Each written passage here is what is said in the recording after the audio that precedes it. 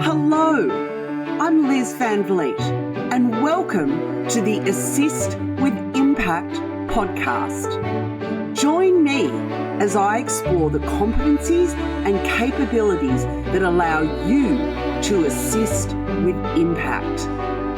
I'll be sharing practical tips, strategies, and insights that will help you move beyond what I call the order taker zone and be that little hinge that can swing big doors. If you're ready to be more proactive and have more impact in your role, then this is the place for you. Let's get started with the episode. Well, hello, lovely listener. It is Liz here, bringing you a solo episode for this week or this fortnight, episode 184. I am getting so close to 200 episodes. I can feel it in my bones, and I'm super excited about that. I've also really been loving bringing so many great, if I do say so myself, interview guests to your little pearly shell pink ears in the podcast. That's one of the absolute joys of doing this podcast, is inviting people to be a guest on the podcast. People who I just love, giving them the opportunity to share their story. So I hope you've been enjoying the episodes as much as I've enjoyed doing the interviews. This week is a little bit of a soapbox episode, and I'm not going to apologise for that, because if you're listening to me, it's because I suspect you like my take on the admin profession and how I work really hard to educate, to elevate, and to empower you to be more than just an assistant in that classic way that unfortunately we still have operating assistants who do feel undervalued and underappreciated. And I've been reminded of that because I'm just preparing to do I've been doing a lot of workshops, and I've got a workshop coming up, 2 workshops actually this week. And when I do my workshops with assistants, I always invite them to fill in a pre-survey, which has 3 questions. And the 3 questions are, well, actually it has 5 questions, but I'm going to tell you the 3 that I'm particularly interested in sharing with you. One of the questions is, in your role as an assistant, what is your biggest challenge? And I make that a long form answer that people can submit. And it's always so insightful.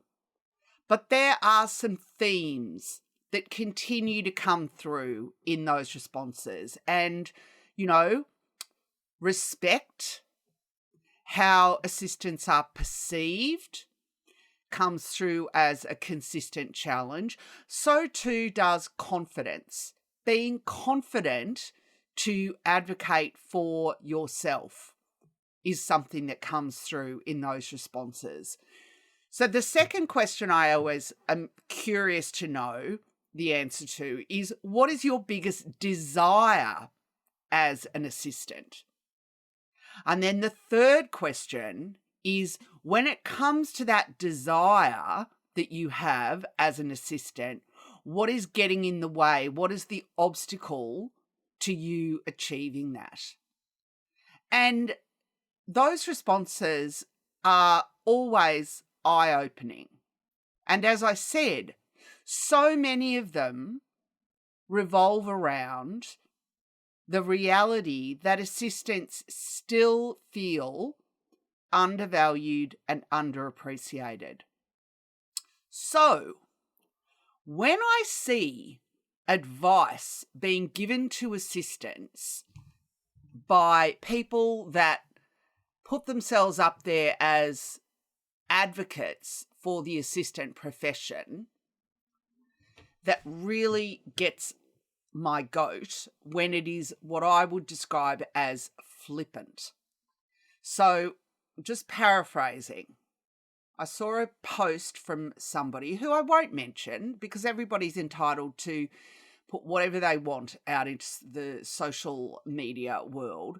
But the post was something like, EAs don't come with a handbook and execs are not taught how to work with them effectively.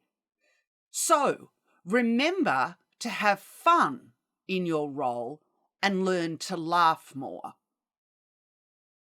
And I saw that post, and what shocked me was that people actually liked that post, because to me, that is the absolute opposite of what I want to be sending out to you, the message that I want to be sending out to you. That sort of passive, oh, it's just this is the way it is and this is the way it's always going to be. So, hey, remember, just have fun and laugh. I'm like, oh my God. Jeepers creepers. What the heck? That is just not on. No. Of course, I want you to be able to zoom out. I talk about that on the podcast. Of course, I want you to be able to disconnect your emotions from the situations that you're in. And if you're in a situation where something has gone awry in terms of expectations or the way you're being treated, then yes, I absolutely want you to be able to separate your emotions from the situation. But you need to be respected as professionals. And even more, you need to be taught and encouraged and supported to stand up for yourself, to advocate for yourself. So executives actually need to be taught how to leverage you, and you need to be willing to walk away from managers who prove to you that they cannot learn how to leverage you. So I say no to just turning the other cheek. And I say yes to encouraging you to be more intentional about making sure that you are advocating for yourself and that you are being assertive in the way people are treating you, and using my favorite phrase, which is respectfully assertive.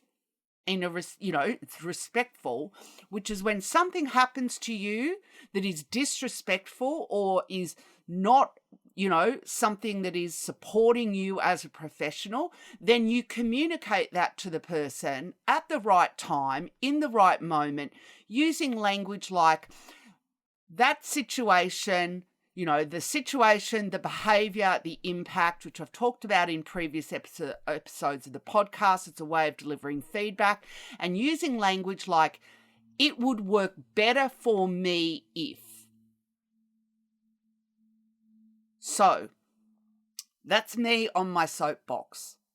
You will not see me telling you that you need to laugh more and have fun in your role as your antidote to being disrespected and undervalued and underappreciated. That will not happen. I'm not that person. So switch off now if you want to be listening or taking in content from somebody that's going to give you that sort of advice, because I'm not that person. So, a short and sweet episode of me on my soapbox, but really at the core of it is my absolute passion for you as a professional being acknowledged and treated like a professional.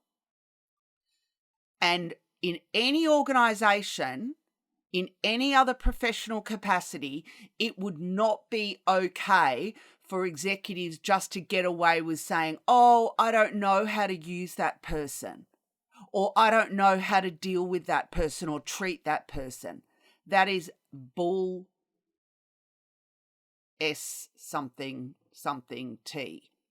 So here's to you, my wonderful listener, and all of you that are out there being more than just an assistant, being fantastic contributors, being fantastic outcome and impact deliverers. And I will see you in a couple of weeks in your feed.